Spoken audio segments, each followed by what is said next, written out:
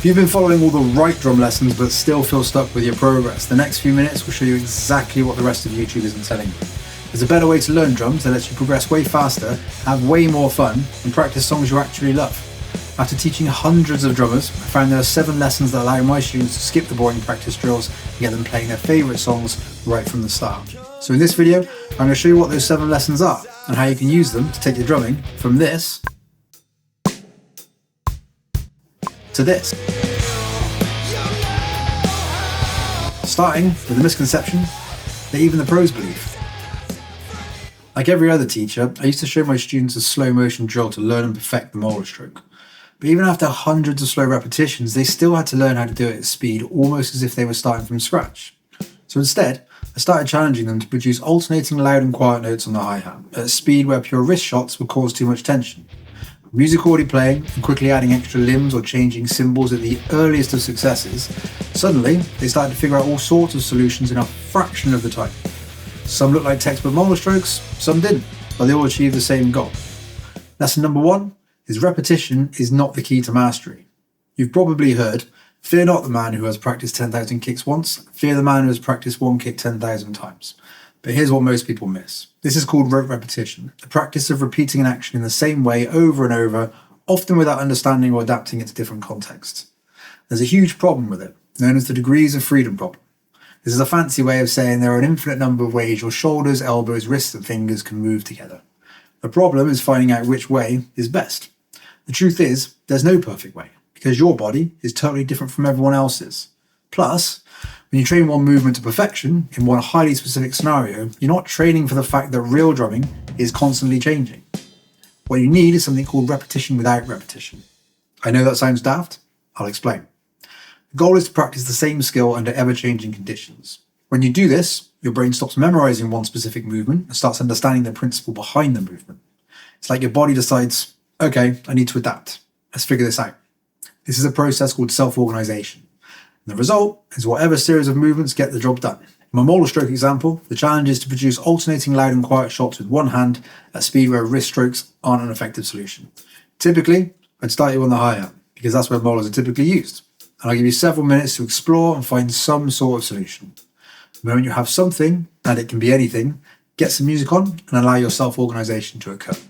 It often looks and feels awful for the first minute or two, but once you start to adapt, that's where the magic happens. Only keep the goal in mind. Loud, quiet, with little to no tension.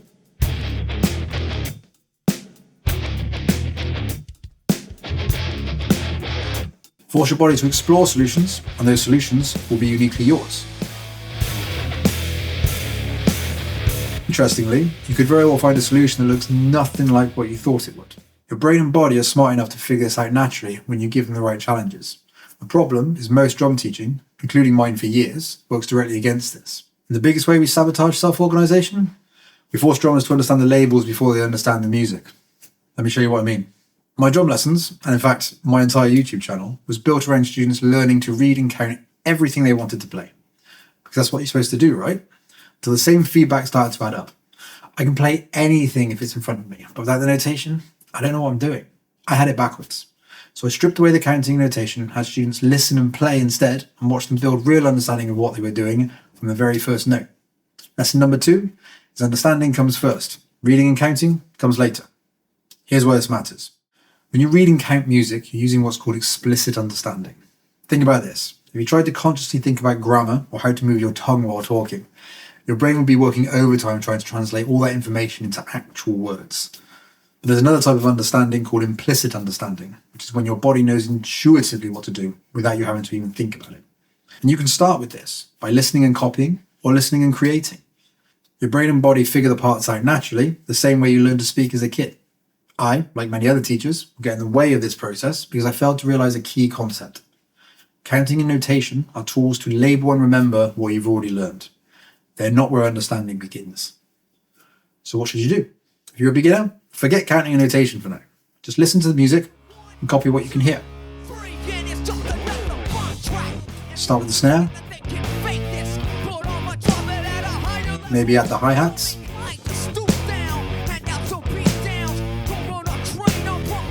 Add some of the kicks.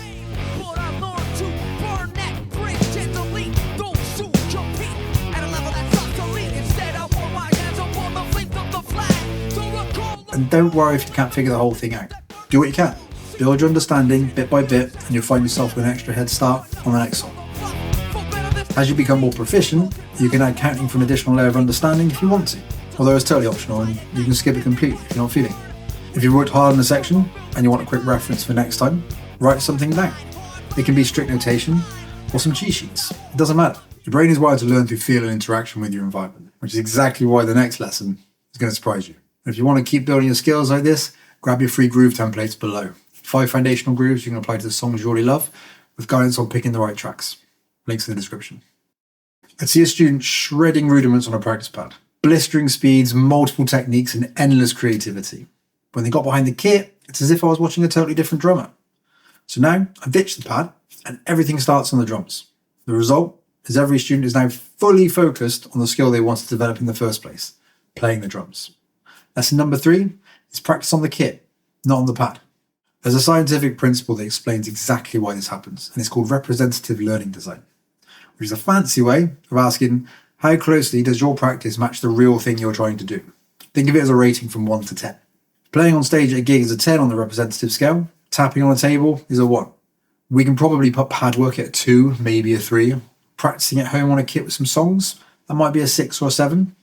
Rehearsing with a band, that's an 8, maybe a 9.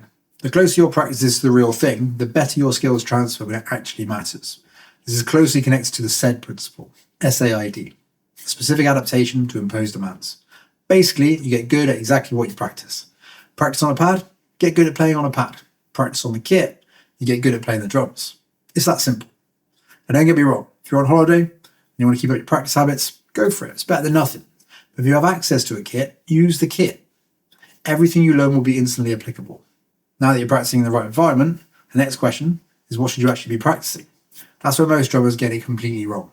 For years, I had students draw the rhythmic grid with a click, all 16 kick drum combinations while maintaining a hand pattern. The idea was if you practiced every combination, you'd unlock your coordination and vocabulary and be able to play anything imaginable alongside that hand pattern. But what ended up happening is students got really good at those 16 exercises and would fall apart when they wanted to apply them. So I tested a different approach. I built challenges around their favourite songs, and they discovered the kick patterns they needed, all on the fly, in real time, with music. One of my first year students has recently completed his 10th song. And between you and me, he doesn't even practice that much. So lesson 4 is practice music, not exercises. Let me show you the 3-step process I use with every student. Step 1, pick your hand pattern. Let's say 8th note hi-hats and a backbeat with a snare. Step 2, put on real music and lock in that hand pattern. Something slow to start with, identify the pulse and make sure your hands are on point. Don't worry about anything else yet.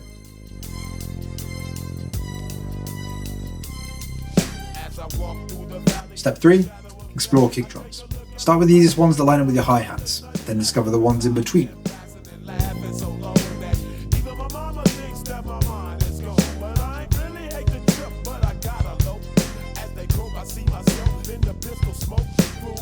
Explore. There are no wrong answers yet.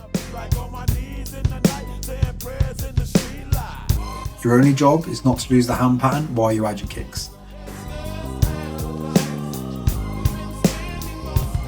This is song-based learning, and here's why this approach is so much more effective in drilling exercises. Science shows us the real skill emerges from the interaction of 3 things: the person, the task, and the environment.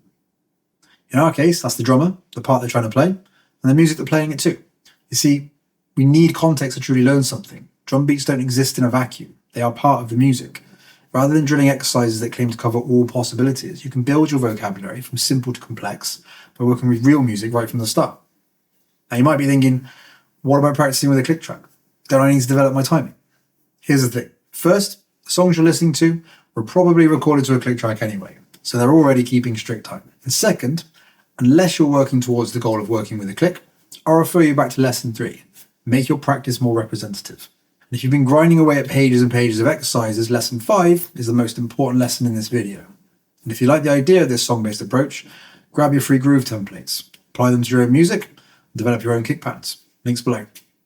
For years I grinded through drum books with technical drills, because that's what serious drummers did.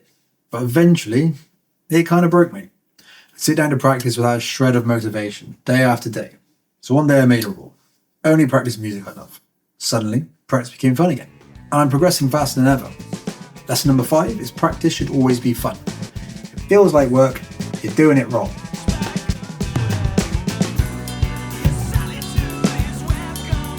There's a mechanism that explains exactly why this works, and it's called intrinsic motivation. Remember back in lesson 2 when we talked about intrinsic understanding versus explicit understanding? Well, motivation works the same way. Intrinsic motivation means you're doing something because you genuinely want to do it. It feels good, it's engaging, you happily do it for free. Extrinsic motivation is the opposite. That's when you're doing something because you should. Maybe to avoid guilt, to check a box, or because some teacher or book told you it's what serious drummers do. Here's what I've seen with my own students over the last 20 years. When you're intrinsically motivated, you learn faster, retain more, and stick with it longer. Not just a little bit longer. I'm talking years versus months. And here's where a lot of drummers get it wrong. They think there's a big difference between practice and play. One develops your skill, while the other maintains it. That's not true. When you practice songs you actually love, you're not avoiding the hard work. You're choosing work that doesn't feel like work. That Foo Fighters song that pushes your single strokes, that's hard work. That Nirvana song that challenges you to learn doubles on your kick drum, that develops skill. It doesn't feel like a grind because you're making music, not completing exercises. You'll practice longer, more consistently, and more focused than you ever would with a drum book. Which brings me perfectly to lesson 6, because if you're going to practice music you love, I hope you learn this lesson faster than I did. And if you want to learn drums faster than I did, grab your free groove templates in the link below. At one point, I used to work in a lot of wedding bands, making sure that every song I played was identical to the original. Eventually, every gig became exactly like the last 100 gigs. I felt bored by making everything perfect. So I changed things up. I started focusing on understanding what the song was doing and how I could have fun with it. Suddenly, I felt that sense of satisfaction I honestly haven't felt since I was a teenager, smashing through albums in my bedroom without a care in the world. The best part, everyone in the room seemed to be having more fun too. They got to experience a unique moment in time, hearing songs they knew but had never heard in this way. Lesson number 6 is be creative, not perfect. Here's the problem with trying to play songs exactly like the recording. I taught drummers like this for years, and as simple as 90% of a song might be, my students would get so stuck on that last 10% for months chasing perfection that they miss the whole point of learning it in the first place. There's a concept in music called serving the song. Think of it like this. Every musician has their part to play to achieve one unified goal, to make the song feel good. Sometimes that means playing exactly what's on the recording, but sometimes it means simplifying a fill, adding your own groove, or playing something completely different that fits better for where you're at. When you focus on supporting the song instead of copying it, something beautiful happens. You start making musical decisions. You start listening to how your part locks in with the bass, how it lifts the chorus, how it drives the verse. You're not just a drummer, you're a musician. Those skills, listening, adapting, decision making, those will transfer to every single song you play. And the best part, when you give yourself permission to be creative instead of perfect, you'll actually enjoy playing. And that means you'll be practicing more, which means the making progress bit is all taken care of. Now, if you're sitting there thinking, but I'm not good enough to be creative yet, lesson 7 is the lesson for you. Just over a year into my own drumming journey, I choked at a school talent show audition. Thankfully, it wasn't in front of the school, but the band were fuming. I was kicked out and replaced within a week. It sucked. Severely. I was never the best drummer at school, college, or even the academy. But every time I met someone better, they set a new bar for me to keep working towards. 20 years later, I've taught hundreds of drummers and toured the world, while those same drummers I was chasing, most haven't touched a kit in years. Lesson number 7 is you're exactly where you need to be. Here's what actually happened in that story and why it matters for you right now. When I got swiftly ejected from that band, I had a choice. Quit and protect my ego, or keep showing up and get better. I chose to keep showing up. And that became my identity. Not a talented drummer, just a drummer trying to get better. This is what James Clear calls identity-based habits in a book I highly recommend called Atomic Habits. So how do you build this identity? 3 simple shifts. Step 1, change your language. Stop saying I'm trying to learn drums. Start saying I'm a drummer. Step 2, accumulate the small wins. Every time you sit down to practice even for 5 minutes, that's evidence you're a drummer. And step 3, track consistency, not ability. Acknowledge the days you played, not just the days you played well. Your actions reinforce who you are, and who you are determines what actions you take. When your identity is, I'm a drummer who's trying to get better, it doesn't matter if you're not as good as someone else right now, because you'll still be here in a year, or 5, or 20. For most of the people currently ahead of you, they'll be nowhere to be seen. In all my years of teaching, I've watched hundreds of drummers come and go. And here's what I've noticed. The only people who get really good are the ones who stick around long enough. Being behind only matters if you're in a race, but you're not. You're building a skill that will serve you for the rest of your life. And now you have 7 lessons that completely flip traditional drum teaching on its head. But here's the thing.